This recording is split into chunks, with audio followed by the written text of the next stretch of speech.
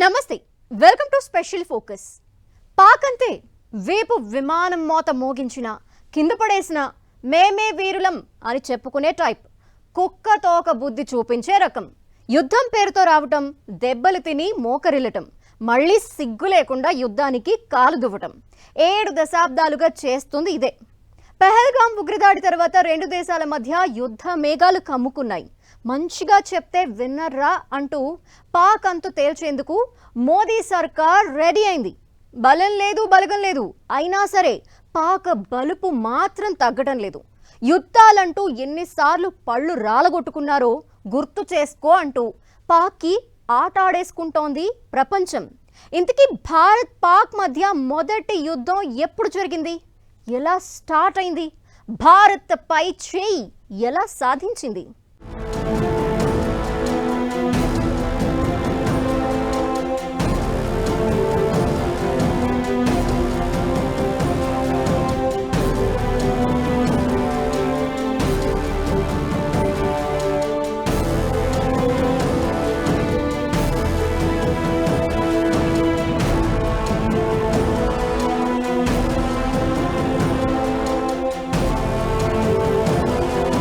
కుక్కతోక బుద్ధి మార్చుకొని పాకిస్తాన్, భారత్తో యుద్ధమే కోరుకుంటున్న పాక్, యుద్ధానికొచ్చిన ప్రతిసారి పాక్కు దెబ్బలే. 1947 నుంచి కార్గిల్ యుద్ధం వరకు ఎన్ని దెబ్బలు తగిలినా సిగ్గు తెచ్చుకొని పాక్. మొదటి యుద్ధం ఎలా ప్రారంభమైంది? పాక్ తోకను భారత్ ఎలా కట్ చేసింది? మింగడానికి మెతుకులేదు కానీ మిడిసిపాటుకు ఏమాత్రం తక్కువ లేదు. ఇది పాకిస్తాన్ పరిస్థితి. భారత్ మీద విషం చిమ్ముతూ పబ్బం గడుపుకునే రకం. పాకిస్తాన్ ఇప్పుడు యుద్ధం కోరుకుంటోంది. యుద్ధం కాదు, విధ్వంసాన్ని ఇస్తామన్నట్లు భారత్ రియాక్ట్ అవుతోంది.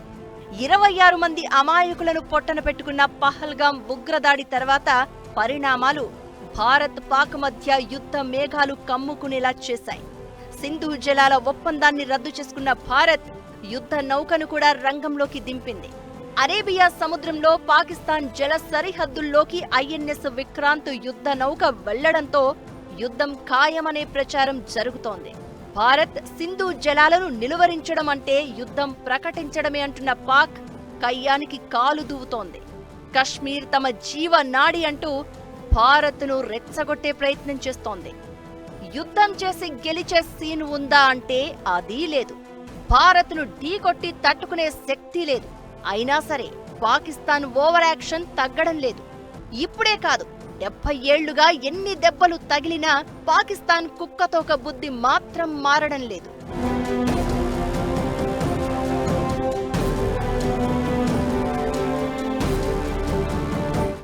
భారత్ పాక్ మధ్య విభేదాలు, విద్వేషాలు ఇప్పటివి కావు.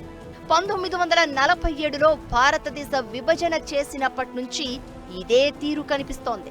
అప్పట్నుంచి ఇప్పటి వరకు 2 దేశాల మధ్య 4 యుద్ధాలు జరగగా ఏ ఒక్క దాంట్లోనూ భారత్ బలాన్ని తట్టుకోలేకపోయింది.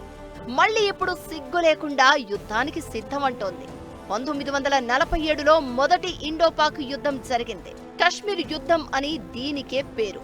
1947లో భారత్ పాక్ స్వాతంత్ర్యం పొందిన తర్వాత జమ్మూ కశ్మీర్ రాజ్యం 2 దేశాల మధ్య వివాదాస్పద ప్రాంతంగా మారింది.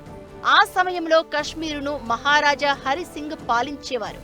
స్వతంత్ర కశ్మీర్ రాష్ట్రంగా ఉండాలని ఆయన కలలు కన్నారు. అయితే 1947 సెప్టెంబర్లో కశ్మీర్లో విభజన అల్లర్లు చెలరేగాయి. కశ్మీర్ పశ్చిమ ప్రాంతంలో ముస్లింల హత్యలు జరగగా దీంతో ఆ ప్రాంత జనాలు మహారాజాపై తిరుగుబాటు చేశారు. దీన్ని అవకాశంగా తీసుకున్న పాకిస్తాన్ పష్తూన్ గిరిజన సైన్యాలను కశ్మీర్కు పంపింది. దీంతో లిఖితపూర్వక ఒప్పందం ద్వారా భారతదేశంలో చేరడానికి మహారాజా హరిసింగ్ అంగీకరించారు. దీంతో భారత్ పాక్ మధ్య మొదటి యుద్ధం జరిగింది. 1947 అక్టోబర్ 21 నుంచి 1948 డిసెంబర్ 31 వరకు ఇండోపాక్ మొదటి యుద్ధం జరిగింది. హరిసింగ్ ఒప్పందంతో భారత సైన్యం రంగంలోకి దిగింది. ఆ తర్వాత 1948లో పాకిస్తాన్ తన రెగ్యులర్ ఆర్మీని యుద్ధంలోకి పంపింది. దీంతో ఇది పూర్తి స్థాయి యుద్ధంగా మారింది. అదే ఏడాది ఈ విషయాన్ని అప్పటి నెహ్రూ ప్రభుత్వం ఐక్యరాజ్యసమితి దృష్టికి తీసుకెళ్లింది. 1949 జనవరి 1న యుఎన్ మధ్యవర్తిత్వంతో కాల్పుల విరమణ జరిగింది. 1949లో ఏర్పాటైన సీజ్ ఫైర్ లైన్ కశ్మీర్లో భారత్, పాకిస్తాన్ నియంత్రణలో ఉన్న ప్రాంతాలను వేరు చేసింది. ఈ రేఖ కరాచీ ఒప్పందం ద్వారా జరిగింది. ఈ రేఖ సియాచిన్ గ్లేసియర్ వరకు విస్తరించలేదు. దీంతో ఆ ప్రాంతం రెండు దేశాల మధ్య అస్పష్టంగా మిగిలిపోయింది. దీన్ని ఆసరాగా చేసుకుని ప్రతిసారి పాకిస్తాన్ తోక జాడిస్తూనే ఉంది. అదే 1965లో రెండో యుద్ధానికి కారణమైంది. మొదటి యుద్ధం తర్వాత కశ్మీర్పై పాక్ చేసిన కుట్రలు అన్నీ ఇన్ని కావు. ఎలాగైనా తమ దేశంలో కలుపుకోవాలని ప్రతిసారి దొంగ బుద్ధి చూపించేది. 1965లో కశ్మీర్లో అల్లర్లు పెంచేలా ఆపరేషన్ జిబ్రాల్టర్ ప్రారంభించింది పాక్. పాకిస్తాన్ సైనికులు మారు వేషంలో కశ్మీర్లోకి ఎంటర్ అయి అల్లర్లు క్రియేట్ చేసే ప్రయత్నం చేశారు. ఈ చొరబాటును గుర్తించిన భారత్ ఆర్మీ పాక్కు దిమ్మదిరిగే షాక్ ఇచ్చింది. ఇక ఆపరేషన్ జిబ్రాల్టర్ ఫెయిల్ కావడంతో ఆపరేషన్ గ్రాండ్ స్లామ్ పేరుతో జమ్మూ కశ్మీర్లోని అఖ్నూర్పై పాకిస్తాన్ దాడి చేసింది. దీనికి రెస్పాన్స్ గా పాకిస్తాన్లోని పంజాబ్ సరిహద్దు వెంట భారత్ దాడులు చేసింది. దీంతో యుద్ధం తీవ్రమైంది. భారత్, పాక్ మధ్య కశ్మీర్ వివాదం రేంజ్ ఏంటో ప్రపంచానికి తెలిసిన యుద్ధం ఇది. 17 రోజుల పాటు ఈ యుద్ధం జరగగా సోవియట్ యూనియన్, అమెరికా జోక్యం చేసుకోవాల్సి వచ్చింది. దీంతో కాల్పుల విరమణ ప్రకటించారు. పాకిస్తాన్ తిరుగుబాటుతో కారణమైన ఈ యుద్ధంలో భారత్ పైచేయి సాధించింది. ప్రతిసారి యుద్ధానికి సిద్ధమంటూ కాలు దువ్వడం, ఆ తర్వాత కాళ్ల మీద పడడం పాకిస్తాన్కు అలవాటే. ఇప్పుడు చేస్తోంది కూడా అదే. మొదటి 2 యుద్ధాల్లోనే కాదు, ఆ తర్వాత జరిగిన ప్రతి యుద్ధంలోనూ పాకిస్తాన్ తీరు ఇంతే. అఖండ భారతావని ఏకమై బలంగా వందే మాతరం అంటే కొట్టుకుపోయే పాకిస్తాన్ కావాలని భారత్ను రెచ్చగొడుతోంది, యుద్ధానికి కారణమవుతోంది.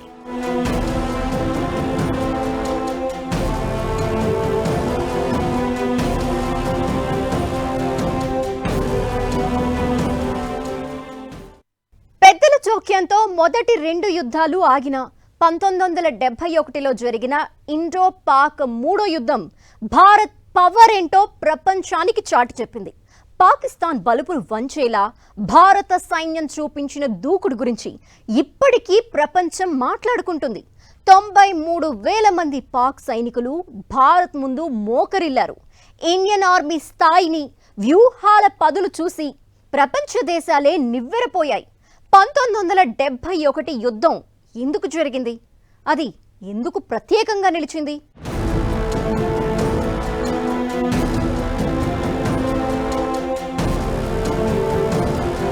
పాక్ బలుపును వంచిన యుద్ధం అది. 90,000 పాక్ సైనికులు తల వంచిన యుద్ధం అది. చరిత్ర గుర్తుంచుకునే 1971 ఇండో పాక్ వార్ మన ఆర్మీ పవర్ ఏంటో చూపించిన యుద్ధం. 1971లో అసలేం జరిగింది? యుద్ధం ఎందుకొచ్చింది?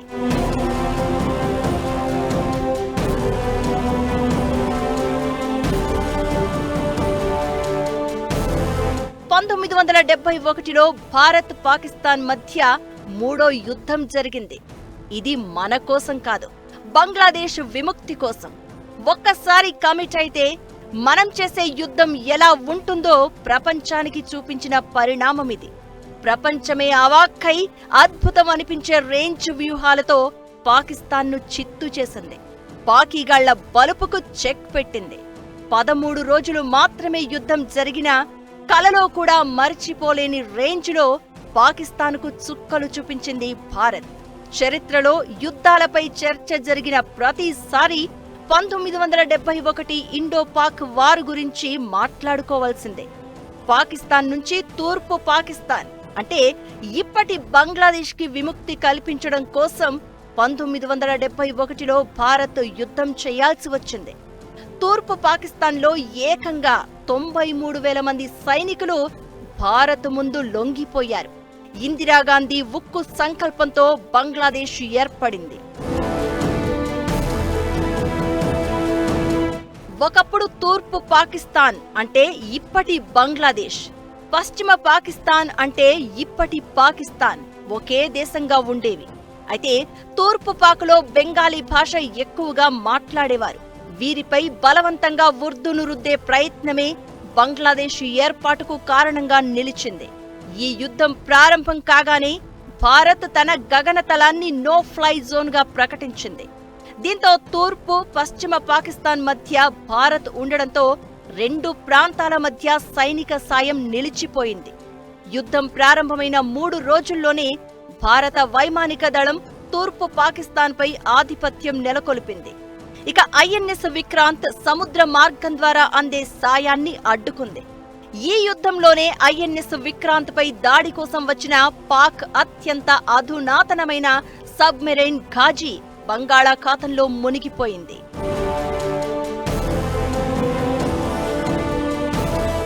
భారత సైన్యానికి చెందిన 4, 33, 2 కార్ప్స్ 3 దిక్కుల నుంచి బంగ్లాదేశ్ ని చుట్టుముట్టాయి. ఢాకా, చిటగాంగ్, సెల్హెట్, టాంగైన్, ఖుల్నా, జెస్సోర్ లాంటి ప్రాంతాలన్నీ భారత సైన్యం ఆధీనంలోకి వచ్చాయి. పాకిస్తాన్ ని రక్షించేందుకు అమెరికా, బ్రిటన్, చైనా లాంటి దేశాలు చివరి వరకు ప్రయత్నించాయి. అయినా భారత విజయాన్ని అడ్డుకోలేకపోయాయి. మరోవైపు చలికాలం కావడంతో దట్టమైన హిమాలయాల మంచును కాదని చైనా యుద్ధంలో పాల్గొనే అవకాశం లేకుండా పోయింది. ఈ వార్లో భారత్కు రష్యా పెద్ద సపోర్టుగా నిలిచింది. ఆ మైత్రి ఇప్పటికీ కొనసాగుతూనే ఉంది. ఈ యుద్ధం 1971 డిసెంబర్ 16న బంగ్లాదేశ్ స్వాతంత్ర్యం సాధించడంతో ముగిసింది. ఆ సమయంలో భారత సైన్యం దాదాపు 15,000 చదరపు కిలోమీటర్ల వరకు పాకిస్తాన్ భూభాగాన్ని ఆక్రమించింది. ఈ యుద్ధం తర్వాత భారత్ పాక్ మధ్య సిమ్లా ఒప్పందం కుదిరింది. ఈ ఒప్పందం సీజ్ ఫైర్ లైన్ ను లైన్ ఆఫ్ కంట్రోల్ గా మార్చింది. ఇప్పుడు పాకిస్తాన్ రద్దు చేస్తున్నట్లు ప్రకటించింది ఈ ఒప్పందాన్ని. ఇందిరాగాంధీ సిమ్లా అగ్రిమెంట్ చేసినప్పుడు ఈ 93 ప్రిజనర్స్ ఆఫ్ వార్ బార్గెన్ చేయకుండా ఇచ్చేసింది. మన ప్రిజనర్స్ ఆఫ్ వార్ ఎవరైతే పాకిస్తాన్లో ఉన్నారో కొంచెం officers, jawans, air force pilots వాళ్ళందరూ మాకు తిరిగి ఇవ్వాలి అని చెప్పి పట్టుదలగా కూర్చోలేదు. రెండోది, మనం ఏదైతే ల్యాండ్ గెయిన్ చేశామో అదంతా వాళ్ళకి తిరిగి ఇచ్చేశారు. అజ్పీర్ పాసు ఎంత కష్టపడి 2 సార్లు మనం గెలిచామో 2 సార్లు పొలిటీషియన్స్, బ్యూరోక్రాట్స్ పాకిస్తాన్కి తిరిగి ఇచ్చేశారు. 1971 యుద్ధం ఇండియన్ ఆర్మీ పవర్ ను, వ్యూహాత్మక సామర్థ్యాన్ని ప్రపంచానికి చాటి చెప్పింది. దక్షిణాసియాలో భారత్ ఒక శక్తిగా మారింది. ఈ యుద్ధం పాక్ బలుపును వంచింది. భారీ దెబ్బగా మారింది. 93,000 మంది పాకిస్తాన్ సైనికులు భారత సైన్యం ముందు లొంగిపోయారు. రెండో ప్రపంచ యుద్ధానికి మించి ఆ స్థాయిలో సైనిక లొంగుబాటు జరిగింది ఈ యుద్ధంలోనే. వార్ తర్వాత 1972 జూలైలో భారత ప్రధాని ఇందిరా, పాకిస్తాన్ అధ్యక్షుడు జుల్ఫికర్ అలీ భుట్టో సిమ్లా ఒప్పందంపై సంతకం చేశారు. ఒప్పందంలో భాగంగా భారత్ స్వాధీనం చేసుకున్న భూభాగాలను పాకిస్తాన్కు అప్పగించింది. ఈ ఒప్పందంలోనూ కశ్మీర్ సమస్యకు పరిష్కారం లభించలేదు. అదే మరో యుద్ధానికి కారణమైంది. వరుస 3 యుద్ధాల్లోనూ దెబ్బలు తిని భారత్ మీద రగిలిపోతున్న పాక్ మరో యుద్ధానికి తెరతీసింది. అదే కార్గిల్ వార్. భారతదేశ చరిత్ర ఉన్నంత వరకు గుర్తుండిపోయే యుద్ధం ఇది. భారత్ని దొంగ దెబ్బ తీయాలనుకున్న పాకిస్తాన్ గూప గుయ్యమనేలా మన సైన్యం బుద్ధి చెప్పింది. 3 నెలల పాటు జరిగిన హోరాహోరీ పోరులో పాక్ తోక ముడిచి పరారైంది. ఇంతకీ యుద్ధం ఎందుకు జరిగింది? ఆ తర్వాత పరిణామాలేంటి?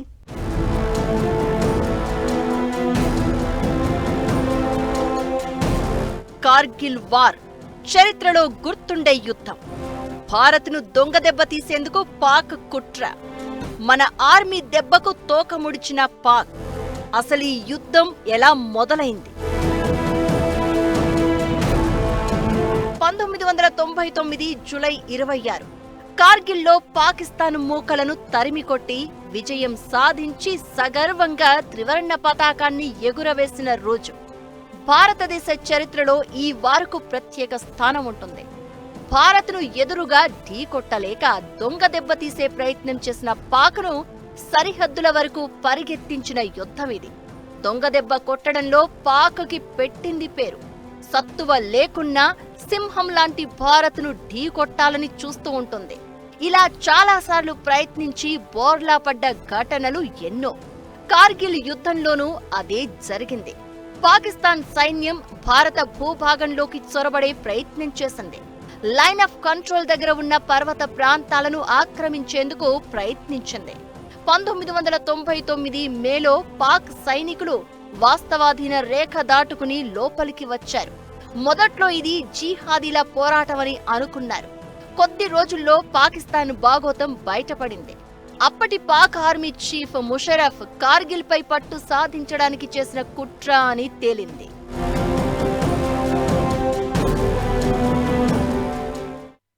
ముషరఫ్ ప్రెసిడెంట్గా జనరల్గా ఉన్నప్పుడు ప్రైమ్ మినిస్టర్ నవాజ్ షరీఫ్ ఏం చెప్పాడు, వాళ్ళు ఖాళీ చేసి ఇది వచ్చే లోపల మనం పోయి ఆక్యుపై చేద్దామని. ఆక్యుపై చేశారు. అమెరికా అండ్ వెస్టర్న్ కంట్రీస్ వాళ్ళకి సపోర్ట్ చేస్తూ ఉంది.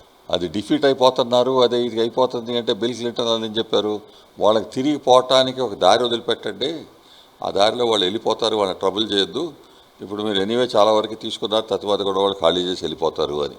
అంటే మనం ఇంకోళ్ళ కంట్రీస్ వచ్చి మమ్మల్ని సపోర్ట్ చేస్తారు, వాళ్ళు ఏదో చేస్తారు అనుకుంటే వెళ్తూ ఉన్నాం. అయింది, అది వదిలిపెట్టాం వాళ్ళని. పాక్ సైన్యం ఆక్రమించుకున్న పర్వత ప్రాంతాలను తిరిగి కైవసం చేసుకునేందుకు భారత ఆర్మీ కొన్ని బలగాలను పంపింది. పాకిస్తాన్ కూడా ఎదురు దాడికి దిగింది. దీంతో కార్గిల్ యుద్ధం ప్రారంభమైంది.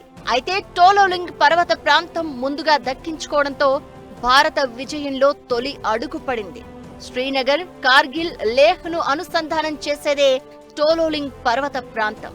ముందుగా ఈ హైవేను ధ్వంసం చేస్తే భారత్కు అవకాశం ఉండదని భావించింది పాక్ సైన్యం.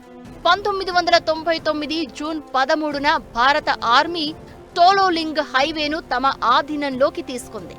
ముందుగా ఆర్మీతోనే యుద్ధం ప్రారంభమైనప్పటికీ ఆ తర్వాత ఇండియన్ ఎయిర్ ఫోర్స్, భారత నావీలు కూడా రంగంలోకి దిగాయి. భారత్ ఏ రేంజ్ దాడులు చేసిందంటే, ఇంకొన్ని రోజుల పాటు యుద్ధం కొనసాగి ఉంటే తమ దేశంలో మరో వారం రోజులకు మించి ఎక్కువగా ఇంధనం ఉండేది కాదని అప్పటి పాక్ ప్రధాని నవాజ్ షరీఫ్ చెప్పారంటే మన సైన్యం దూకుడు అర్థం చేసుకోవచ్చు.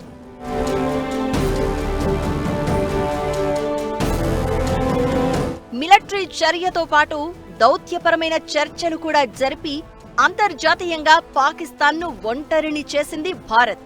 ఇక భారత్ను యుద్ధం ఆపాలని చెప్పాలంటూ అప్పటి పాక్ ప్రధాని నవాజ్ షరీఫ్ పాశ్చాత్య దేశాలతో పాటు చైనాను కోరారు. అయితే అనుకున్న స్థాయిలో మద్దతు రాకపోగా పాకిస్తాన్పై ఆ దేశాలన్నీ అక్షింతలు వేశాయి. అమెరికాకు వెళ్లి మరీ సపోర్ట్ అడిగినా అప్పటి యుఎస్ అధ్యక్షుడు బిల్ క్లింటన్ పాక్కు మద్దతు చేయలేదు. పైగా పాక్ బలగాలు వెనక్కి రావాలని చైనా సహా చాలా దేశాలు ఒత్తిడి తీసుకువచ్చాయి. దీంతో పాక్ తోక ముడిచింది. అన్ని ప్రాంతాలను భారత్ తన ఆధీనంలోకి తీసుకున్నాక 1999 జూలై 26న యుద్ధం ముగిసింది. భారత త్రివర్ణ పతాకాన్ని సగర్వంగా ఎగురవేసింది. జూలై 26న విజయ్ దివస్ జరిపేది అందుకే. కార్గిల్ యుద్ధంలో పాకిస్తాన్ 4000 మంది సైనికులను కోల్పోయింది. ఇది పాక్కు ఎదురైన అతిపెద్ద ఓటముల్లో ఒకటి. కార్గిల్ వార్ తర్వాత కూడా పలు సందర్భాల్లో భారత్, పాకిస్తాన్ దేశాల మధ్య ఉద్రిక్తతలు తలెత్తాయి. సియాచిన్ ఘర్షణలతో పాటు పార్లమెంటుపై దాడి తర్వాత రెండు దేశాల మధ్య ఉద్రిక్తతలు తలెత్తాయి. సైనిక ప్రతిష్టంభన ఏర్పడింది. 2016లో ఉరి దాడికి ప్రతీకారంగా ఎల్ఓసి అంతటా ఉగ్రవాద లాంచ్ ప్యాడులపై భారత్ సర్జికల్ స్ట్రైక్స్ చేసింది. 2019లో పుల్వామా ఉగ్రదాడికి ప్రతీకారంగా భారత వైమానిక దళం బాలాకోట్లోని ఉగ్రవాద శిబిరాలపై వైమానిక దాడులు చేపట్టింది.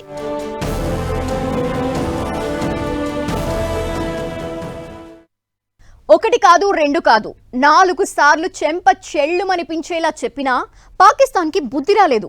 మళ్ళీ అదే బలుపు, అదే బద్మాష్ వేషాలు. భారత్తో యుద్ధానికి సిద్ధమంటూ ఉడత ఊపులూపుతోంది. మనోళ్ళు కూడా తగ్గేదేలే అంటున్నారు. భయం అంటే ఏంటో చూపించేందుకు రెడీ అవుతున్నారు. అసలు భారత్తో యుద్ధం చేసి బతికే రేంజ్ పాకిస్తాన్కి ఉందా? ఇకపై ఏం జరగబోతోంది?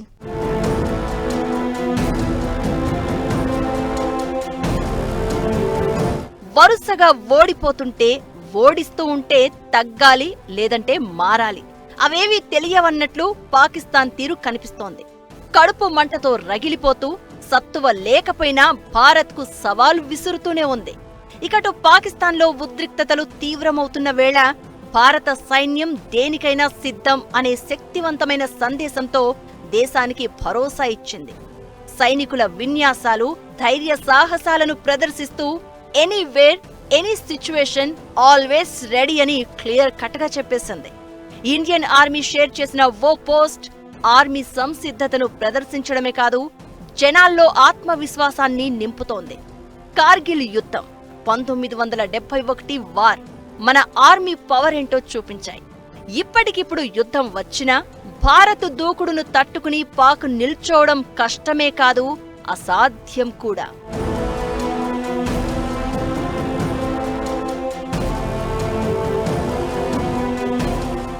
ఇవాళ పాకిస్తాన్ వరల్డ్లో బికారీ స్టేట్.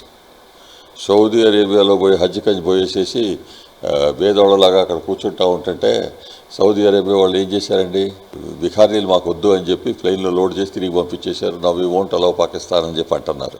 అది అక్కడే కాదు, దుబాయ్లో కూడా అట్లాగే అవుతూ ఉంది. చాలామంది పాకిస్తానీస్ అక్కడ కొంచెం బతకాలి అంటే పాకిస్తానీ సిటిజన్స్ అని చెప్పరు, మేము ఇండియన్స్ అని చెప్తారు. మళ్ళీ అట్లాంటి సిచ్యువేషన్లో why are they fighting with us? ఏ పూటకు ఆ పూట అన్నట్లుగా పాక్ పరిస్థితి ఉంది. ఆర్థిక వ్యవస్థ దాదాపు పతనావస్థలో ఉంది.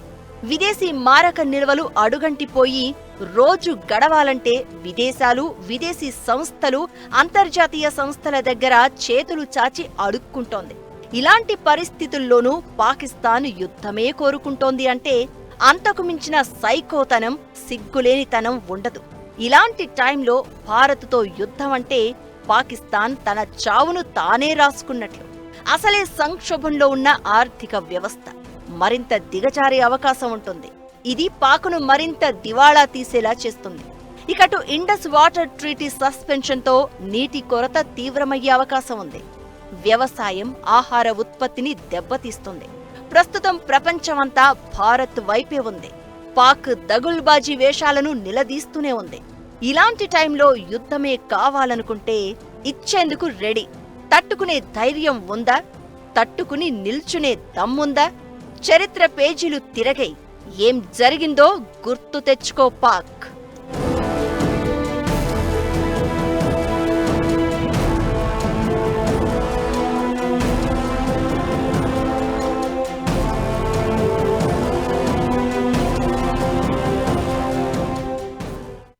ఇదే వాటి special focus. Keep watching 10 TV.